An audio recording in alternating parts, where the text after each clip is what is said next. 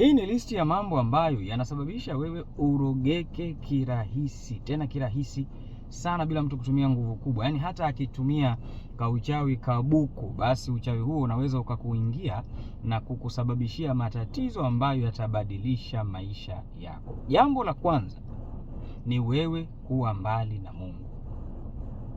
Wewe kuwa mbali na Mungu kunamaanisha wewe kuwa karibu na shetani. It's one of the two. Hakuna njia ya tatu. Yaani unapokuwa mbali na Mungu, maanake wewe upo karibu na shetani. Shetani ni wakala wa uovu duniani. Unapokuwa karibu na shetani, ni rahisi sana wewe madhara na mabaya kukuingia, kwa sababu ile kinga ya Mungu haipo ndani yako, haipo katika maisha yako. Jambo la pili ni wewe kushiriki mara kwa mara katika ushirikina unaowasababishia watu madhara. Kuna watu wao maisha yao haipiti mwezi kashaenda kwa mganga kuroga mtu. Yaani akimuona mtoto wa ndugu yake kafanikiwa, yeye roho inamkereketa, anaenda anamfilisha. Akimuona fulani katangaziwa ndoa, roho inamkereketa, anaenda anaivuruga ile ndoa. Akimuona fulani sijui kazini kwake anataka kupandishwa cheo, yeye roho inamuuma, kashapigia simu waganga wake. Kitendo hicho kinasababisha, ikitokea mtu mbaya mwenzako akataka kukufanyia madhara, yale madhara yanarudi kwako na adhabu. Yani it comes back with interest. Yanarudi kwako na adhabu, yanakuingia kisawasawa, yatakutikisa kisawasawa. Kama we ni mojawapo wa mambo ya aina hayo, basi acha, rudi kwa Mungu.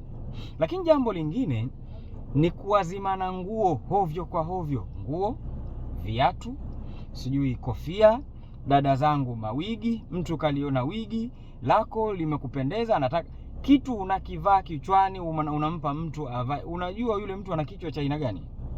Unajua kichwa chake kimebeba mambo gani? Nguo unaivaa mwilini inayopata jasho lako, unamwazima mtu akavae. Unajua yule mtu mwili wake una nini? Jasho lake lina nini? Kuna watu wanatembea na vitu mwilini. Hivi ushawahi kujiuliza wachawi wanapokula nyama za watu, zile nyama zinaenda wapi? Hakuna mchawi hata mmoja, hata siku moja, aliyewahi kula nyama za watu halafu akaenda hospitali kwa matatizo ya tumbo, kapata tumbo la kuharisha kwa sababu kala nyama za mtu.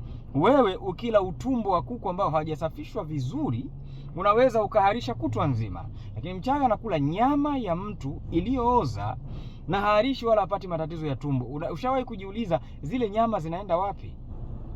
Na wachawi siku hizi sio lazima wawe wazee. Siku hizi mpaka watoto wadogo wanatumikishwa kichawi. Unamuazima mtu kwa sababu tu amejichekesha chekesha kwako. Nguo yako, unajua yule mtu mwilini mwake ana nini?